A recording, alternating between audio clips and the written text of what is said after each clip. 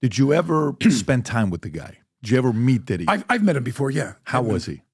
Very nice guy, very smart, super business. You know, I mean, he's very successful. No, I get it. So you see some guys struggling with that. You see Bieber struggling with that. You see some of these guys struggling with that. They can't get it out of their head. They can't get it out of their head. Before he was gone, Gene Deal didn't just speak. He warned. And the warnings weren't about Diddy's infamous freak-off nights or the 1,000 bottles of oil the feds lined up in evidence photos. He was pointing at something deeper, older, and far stranger. In his interviews, he described hidden rooms under LA mansions, whispers of rituals that made Diddy's parties look tame, and an unspoken agreement among Hollywood's most untouchable names to keep certain doors, literally and figuratively, sealed shut. Now, Gene Deal is no longer with us, and the timing is impossible to ignore. We're left with his clues, scattered like breadcrumbs, leading into a part of the industry we were never meant to see. The question is he a criminal? You know, is he basically akin to a mob boss running several criminal enterprises? And while it's very clear to me he is a depraved, disgusting person, we have to prove that he violated the law. Gene always said the real action wasn't on the red carpets or in the VIP booths. It was in the spaces no paparazzi lens could ever reach. He told stories of corridors carved beneath some of the city's most famous properties, passageways you'd never find on any open record. And while the public treated the Playboy Mansion's alleged tunnel system like an April Fool's gag, he insisted it wasn't a joke at all. Those blueprints that surfaced in the 70s, the ones mapping a route under the golf course beneath sunset, all the way to homes belonging to actors whose names still draw box office millions, he claimed they were real enough, and that some of them didn't just end in a sparkling beverage cellar or private lounge. They ended in chambers with locks on both sides. For decades, people shrugged off the rumor. Some even laughed when Playboy's own site published photos of a major excavation project from 1977, only to slyly note that Hugh Hefner himself refused to comment. But Gene described those spaces like someone who had seen them.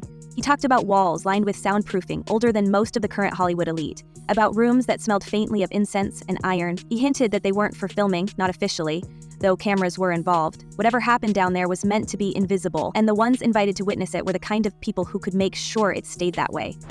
And what's really going to be interesting is the parade of celebrities who we expect to be mentioned and or called into that courtroom.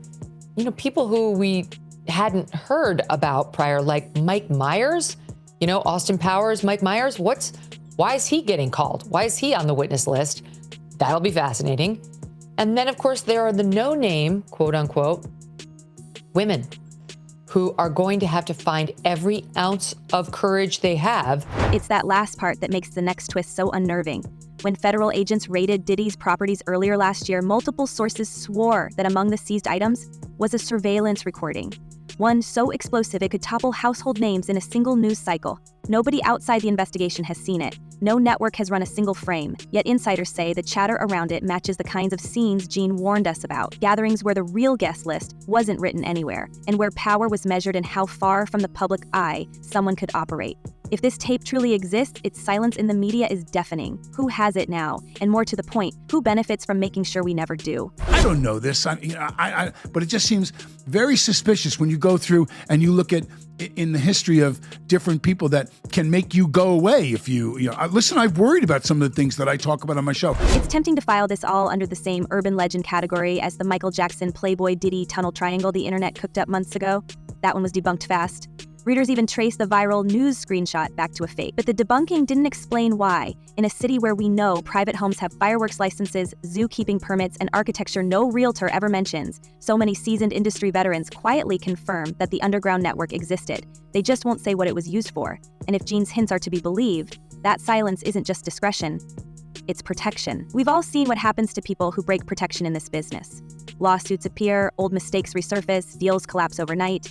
In Gene's case, it was more than professional exile he risked. He had already crossed that invisible line by calling out some of the most powerful figures connected to Diddy, accusing them of exploiting moments when families were at their weakest. In the same breath, he was talking about corridors sealed in '89, staircases that led nowhere unless you knew the right way to unlock a wall.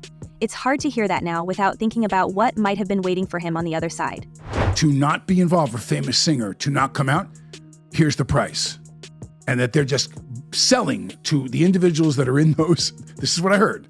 They're selling those videos. So if you're Tommy X. And Tommy X is a big movie star. And he was at some of the Diddy parties. He was in one of those bedrooms with 3 other men, and he's happily married to a woman. And blah. Tommy doesn't want that video to come out. Even without a confirmed map, the pieces fit into a larger, unsettling picture. The so-called tunnels of Holmby Hills were said to connect 4 A-listers directly to the mansion. That means, if you believe the plans, someone could walk from a private bedroom to an underground chamber without ever stepping outside. And if you believe Gene, those chambers weren't just hangouts.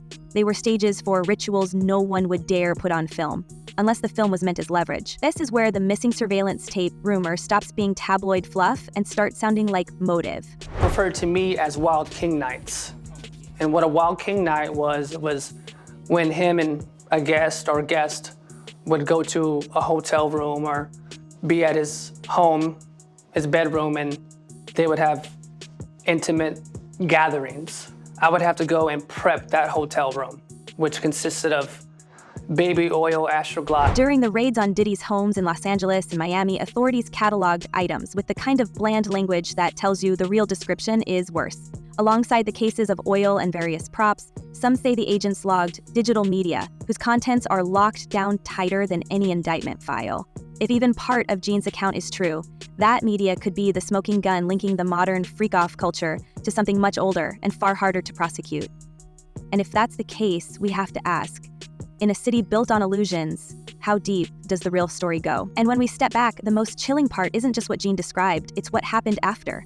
He's not the only one who pulled back the velvet curtain and found the machinery running behind Hollywood's smile. Over the years, assistants who carried schedules no one else was allowed to see, security men who guarded more than just the front gates, stylists who noticed bruises that makeup couldn't fully hide.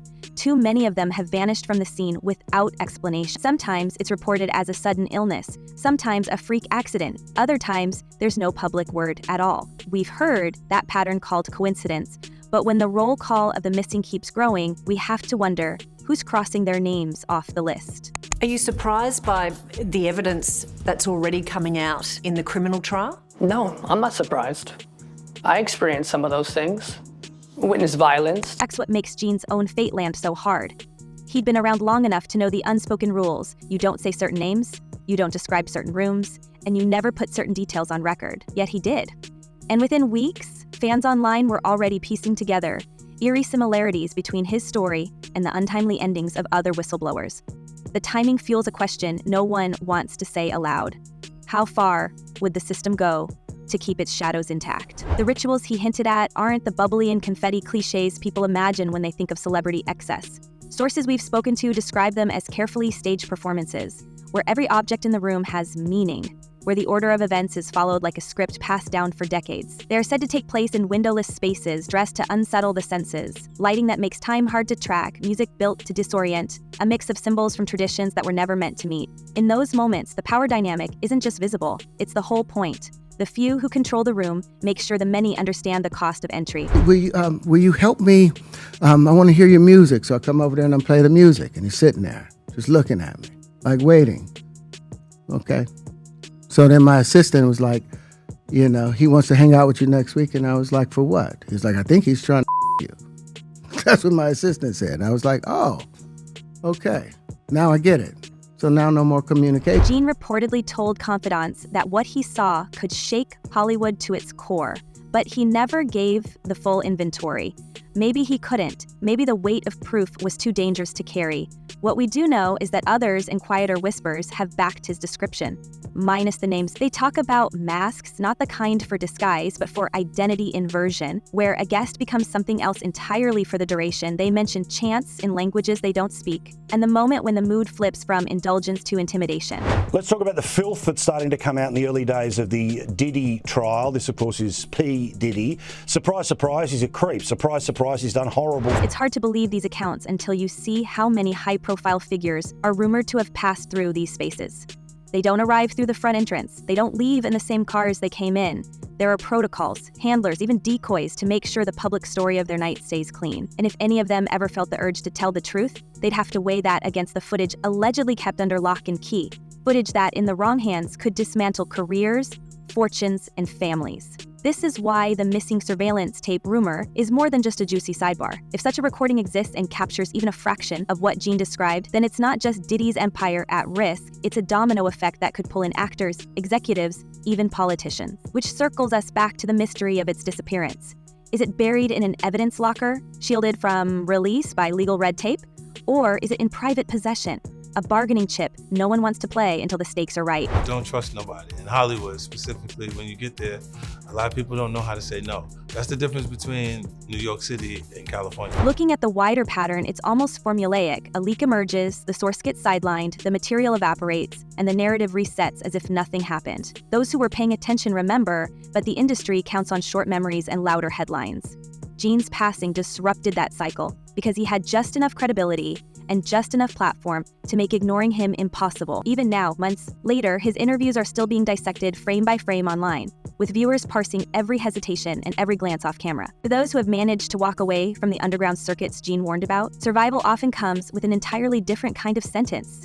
They emerge into daylight, carrying a weight that never really lifts, haunted not only by what they saw, but by the constant sense that someone is still watching. Many live in states far from LA, under assumed names, keeping a low profile.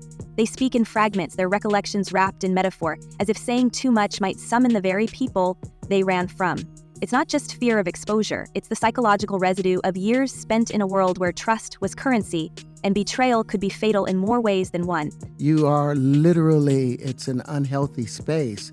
And so eventually you're going to go too far, you know? Who knows what happened to Philip? Who knows what he had to do in order to get to where he was at? There's a lot of things that people do that end up sitting and they can't get over it. And they got to keep getting high, hoping to get it out of their head, you know? Memoirs from former insiders, when they appear, are rarely straightforward tell-alls. They're layered with coded references, omissions, and sudden shifts in narrative, almost as though the writer is trying to purge the memories without activating some invisible tripwire. In between the sanitized anecdotes, there are slips, offhand mentions of special meetings or after-hours contracts that hint at the deeper machinery. The subtext is clear enough for those who know what to look for, and it's in these gaps that the truest parts of their stories hide.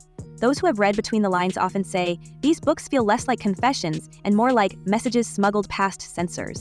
I'm sorry, I'm just really, I'm in this moment right now. This is crazy. Sorry.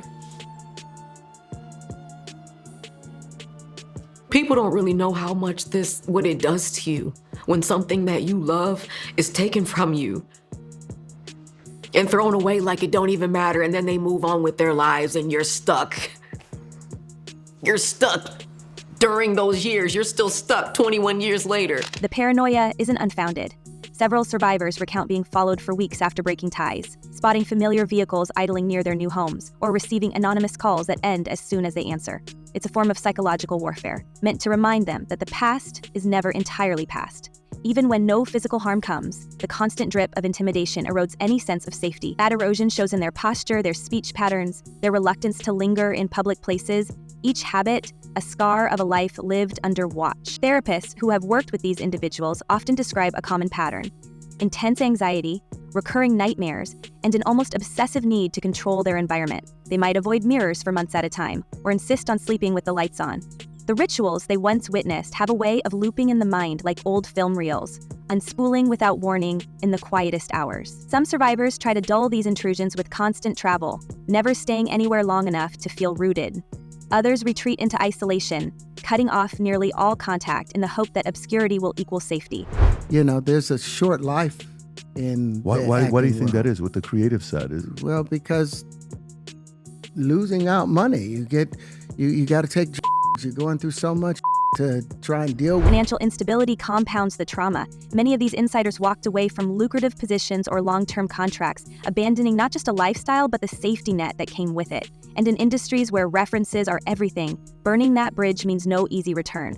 Some take menial jobs far beneath their former status, the anonymity of the work offering a small buffer against recognition. Others attempt to rebuild careers in entirely different fields, only to find that the shadow of their past keeps following them. Through rumors, through online whispers, through the quiet but effective industry blacklist. Despite this, a few manage to channel their experiences into advocacy, joining networks of whistleblowers who work behind the scenes to document and connect patterns of abuse. These networks operate much like underground resistance cells, sharing information in secure encrypted channels, always aware that one breach could endanger everyone involved. It's within these hidden communities that Gene's name still carries weight. His warnings replayed and dissected as both inspiration and cautionary tale. For them, survival isn't just about escape, it's about bearing witness, no matter the personal cost. I'm not sure. I don't buy for a minute that he's going to prison without getting out of here somewhere and stashing $2 billion or whatever. I think he has that kind of power, meaning Sean himself. But remember, it goes a lot deeper than that. Yet the cost is steep. Relationships fracture under the strain as partners and friends struggle to understand the constant vigilance, the reluctance to share details, the inexplicable absences. Trust becomes a rare commodity and intimacy a calculated risk. Survivors speak of moments when they nearly let their guard down, only to have something, a news headline, a strange envelope, a passing face, slam the old fears back into place. It's a cycle that can go on for decades, long after the world has moved on from the scandals that set it in motion. What's most telling is how these accounts align across vastly different individuals who never met, each describing similar initiation processes, similar tactics of control, and similar methods of disposal when someone became a liability. The overlap is too precise to dismiss as coincidence, lending further weight to Gene's claims that what he saw was part of a larger, organized structure. These survivors might not name names, but their shared patterns form a mosaic that reveals far more than any single testimony could. In the end, their lives become a living archive, proof that the machine doesn't just consume people, it leaves them altered forever. They may have escaped the rooms, the corridors, the stages where power was performed like theater, but those places live on in memory, replaying without consent. And while the rest of the world debates whether to believe Gene's stories, the survivors don't have that luxury. For them, the truth isn't a question. It's something they carry in their bones. People I don't think realized was he had cameras all over the place, unbeknownst to them. And now he has all that footage, supposedly. This is what I'm told. So it's going to be really interesting to see what happens if, you're a huge iconic, TV star or movie star, and you're in some very, very... And maybe that's the quiet victory here. For all the power these networks have to erase a person, they can't fully erase the ripples of what they've said. The question that lingers is whether those ripples will one day converge into a wave strong enough to break the dam, or will they fade, like so many before them, absorbed back into the still surface of Hollywood's official image. If there's one thing Gene's story proves, it's that truth in this world doesn't just come at a price, it comes with a target. He walked straight into that danger and spoke anyway, leaving us with fragments of a picture we can't unsee. And that leaves us staring at the dark, wondering if this is the part they couldn't bury, what's still hidden in the shadows, and who's next to disappear. Let us know what you think. Stay sharp out there, and until next time, keep your eyes open.